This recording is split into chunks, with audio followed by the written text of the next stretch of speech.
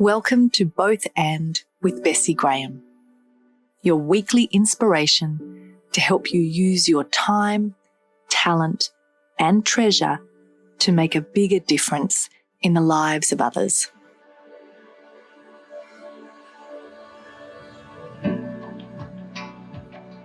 I'm your host, Bessi Graham, award-winning entrepreneur with over 20 years of experience from the grassroots to the hallowed halls. Thanks for joining me. Let's jump in.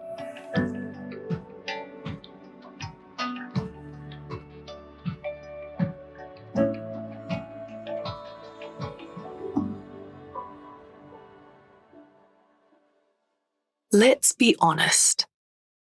You didn't get to the position you're now in by being shy or holding back when you had an opinion or something to offer. You're an established leader. People look to you and rely on you to make decisions, take action, and lay the path for them to follow. Over the course of your life and career, common names and descriptors that you and others have used when seeking to sum up who you are will have emerged. But here's what I know. You are not one-dimensional. The fact that you are visionary, determined, and driven does not mean you don't have needs, longings, get tired, or need to be loved and cared for. The ways you receive those things, the frequency or setting, might look different to other people. The amount you can get done before you hit breaking point might seem superhuman to others, but you are human. Today, you're going to explore a richer naming of yourself, a naming that more fully embraces who you are in all your multifaceted glory. A richer naming of you that goes beyond the cliche or surface level answer of statements like, I'm a people person, I'm driven, I'm an introvert, I'm ambitious, I'm action-oriented, or I get stuff done. All of those statements may be true, but they are simply one part of who you are. Whether they are names you've given yourself or names that others have thrust onto you with enough repetition that you have taken them on board as truth. Often, they have become a role you play or a mask you hide behind. In order to shape a richer naming, it's time to gently ease yourself into an exploration of how you currently describe and talk about yourself, and then connecting in to how that makes you feel and whether or not the way you are naming yourself serves you well. I want you to drop down a few gears and quiet the noise of the demands and expectations that you have been placing on yourself and that you have felt the weight of others placing on you. If you have a piece of paper or a journal nearby, now is the time to use that. If you're driving, just listen to the questions I'm about to ask and reflect on them as you drive. You can capture your thoughts later. As you're slowing down now, take some deep breaths and connect in with your body and how you're feeling in this current moment.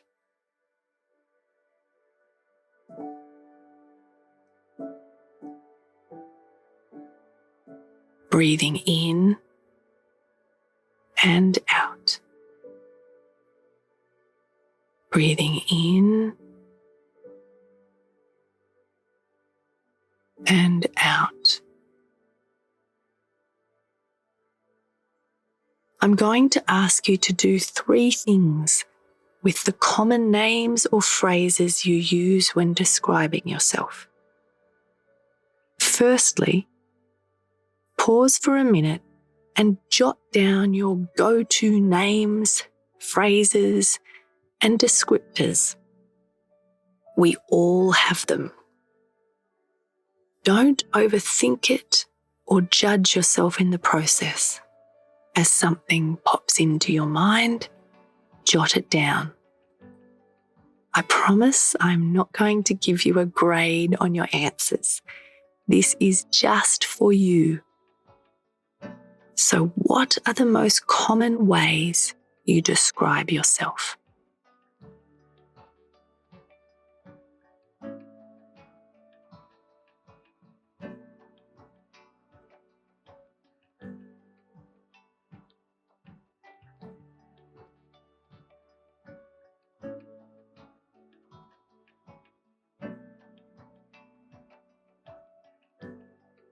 Secondly, I want you to sit with that list and observe how each name, phrase, or description makes you feel.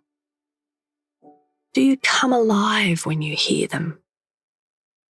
Do you squirm or feel pressure in your head or an unsettled feeling in your stomach? Do you feel proud or embarrassed? How do you feel when you hear, think about, or read that list?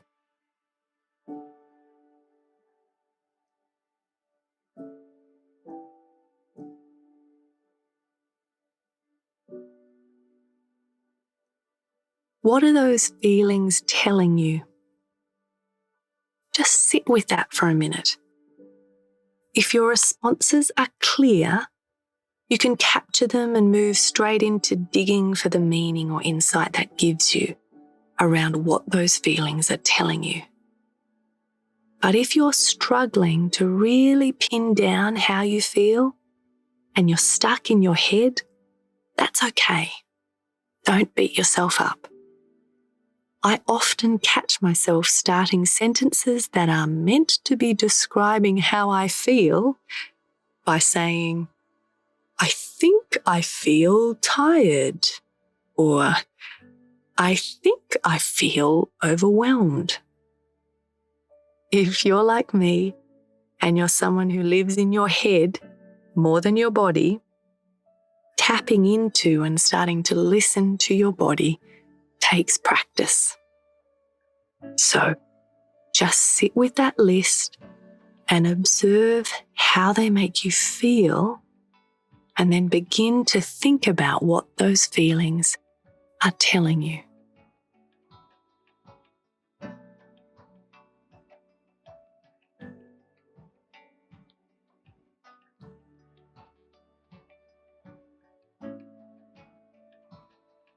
And finally, I want you to ask yourself if those names are serving you. If the ways you currently talk about yourself don't inspire, energize, and bring out your brilliance, then now might be a good time to begin to craft a more powerful, authentic naming of yourself. Like all the tools and practices I give you, this isn't going to be a once and done kind of exercise. You may have had a breakthrough and a genuine aha moment of insight right here and now that reframes everything for you. If so, that is wonderful. Please share that with me, as I would love to hear about it. But you equally might just get a glimpse or a whisper that is going to take some reflection and gentle nursing to really coax the insight out. wherever you've landed today is where you are meant to be. If there's only a whisper or even a deafening silence, then leave it for now and let your mind turn things over in the background and revisit it later to see what might emerge. Helping leaders like you embrace the different aspects of yourself and bring back into view the fullness of who you are is something I love to do. As you and I spend time together, you will experience one of my deep patterns emerge time and again. It's what has drawn me to the concept of both and my whole life. And it's what has made me not just cope with cognitive dissonance, the perception of contradictory information, but to crave it. One of my deepest patterns is that I am a living contradiction. I always have been. And I'm not only okay with that, I love it. What I mean by that is that I have always been someone who regularly finds myself being, feeling, needing, or doing things that seem to be contradictory or paradoxical. As some examples, I love to perform, whether it's speaking on stage or recording something like this podcast. But equally true is that I am deeply introverted and need a lot of space on my own. I am a fiercely independent woman, but equally, I prefer to use the title Mrs. than Ms. And I love being Brad's wife and having the same surname as him and our kids. I adore my family and can fall into the trap of being a martyr who takes too much responsibility. But equally, I don't feel guilty going to work or travelling, and I'm very capable of compartmentalising and not thinking about them when I'm away. While these are some of my contradictions that I'm really comfortable with, I'm not telling you them to suggest that you should have the same responses as me. I'm sharing them to demonstrate that humans are complex. I want you to begin to be more comfortable with the parts of you that might seem like they don't neatly fit into expectations or traditional roles. We are each unique, and what works for me and brings joy, energy, and flow might be your idea of an exhausting train wreck of a life. That is completely fine. It's not my job to prescribe what a life well lived will look like for you, and it's not your job to judge what that looks like for me. I rebel when I'm pushed into a corner and told that there is only one answer. I get bored when ideas and options are reduced to simplistic either-or choices. One of the strong themes in my life is that I seek out chaos, mess, and challenge, because in it, my mind sparks, my creativity flows, and I come alive because I can see what others can't, and I can act when others feel paralyzed. In today's episode, my intention is to encourage you to look at yourself and dig a little deeper in any areas where you have been naming yourself in a limiting way that traps you into being a one-dimensional person and ends up draining you of energy because it denies the truth that while you may be an intense type A personality who is to the point, Your narrative that this means you can't slow down and rest, or you don't need as much sleep as other people, is not actually true.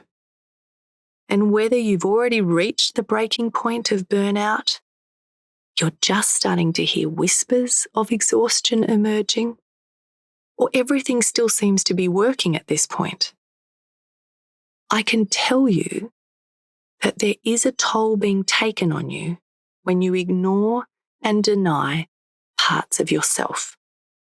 And even if you're not consciously aware of it, your body is keeping score. While the concept of both and will take your thinking and ability to contribute to impact in the world to new heights, it is powerful because it has a fractal nature.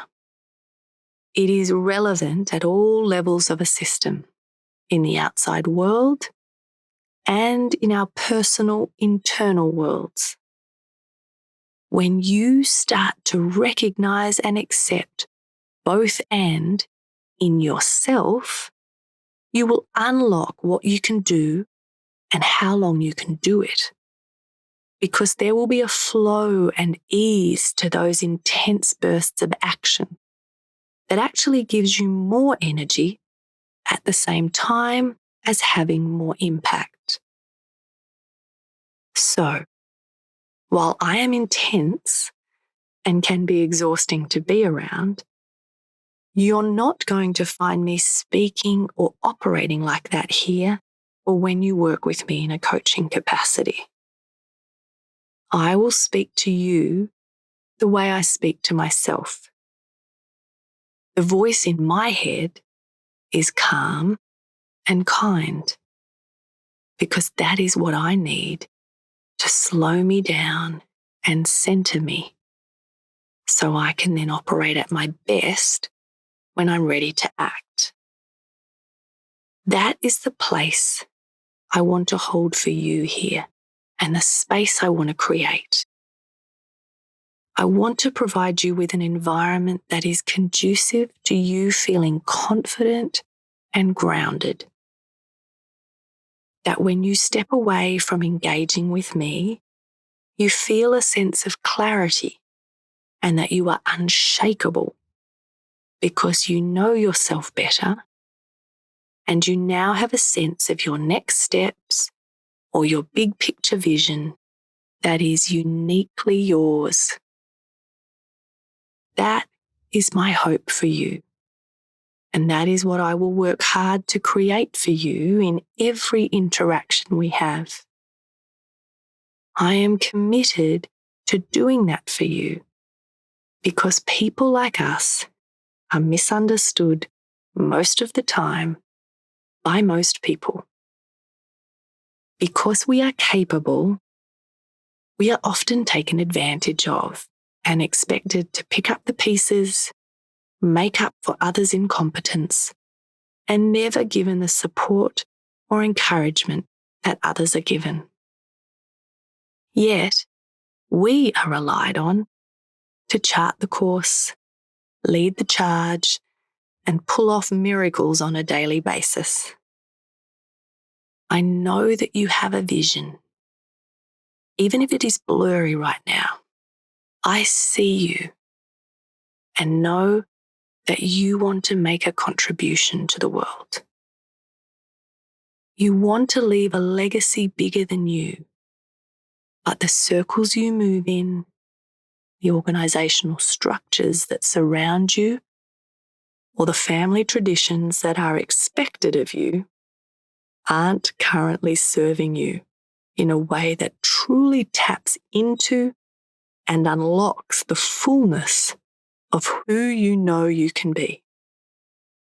There is a lack of support, a sense of isolation, an absence of wise counsel, and a sounding board to step more fully into a life that is uniquely yours. That stops today.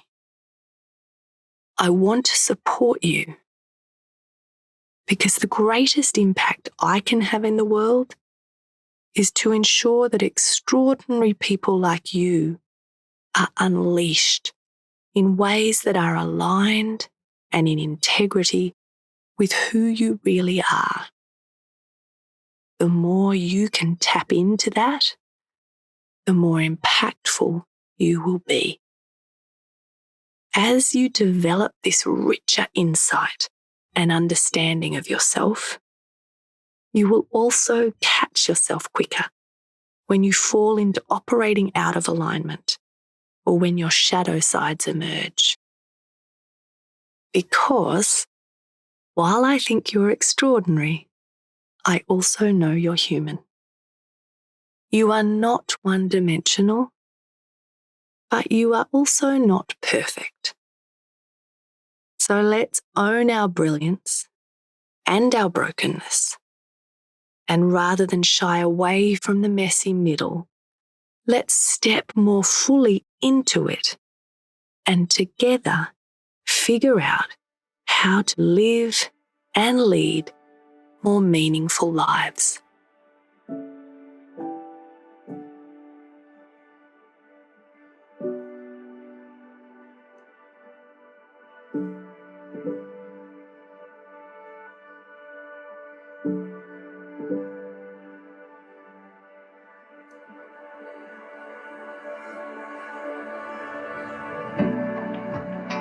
Thank you so much for listening to Both And with Bessi Graham.